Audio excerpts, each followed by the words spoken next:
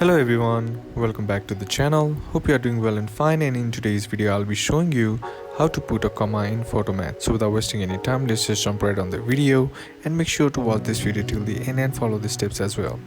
In Photomath, entering a comma can be relevant when working with certain math expressions, especially when entering coordinates, function arguments, or thousand separations in specific contexts. However, since Photomath primarily relies on capturing math problems from images, it automatically interprets commas when they appear in printed or handwritten text. So here's how to work with commas in Photomath. Handwritten or printed math problems. When scanning a problem, make sure commas are clear and readable. For example, if your problem has coordinates like 3, 5, write it neatly so Photomath can interpret it correctly. Number 2, manual calculator entry. In cases where you are using the calculator mode to enter values manually, for example entering large numbers, Photomath automatically format large numbers with commas if they are recognizable as such.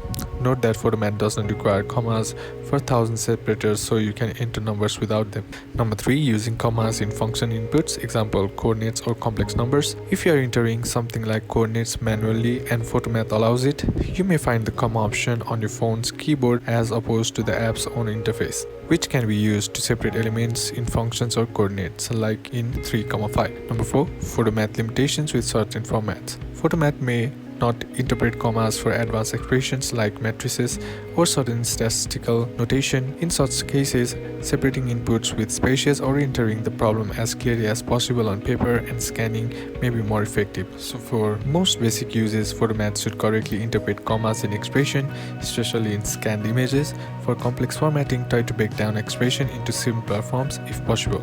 So that's basically how you can do it. And that's it for today's video, guys. Hope this video was useful to you. Leave a like if you did, comment down below what the next video should be on. Consider subbing to the channel. Thanks for watching. Bye bye.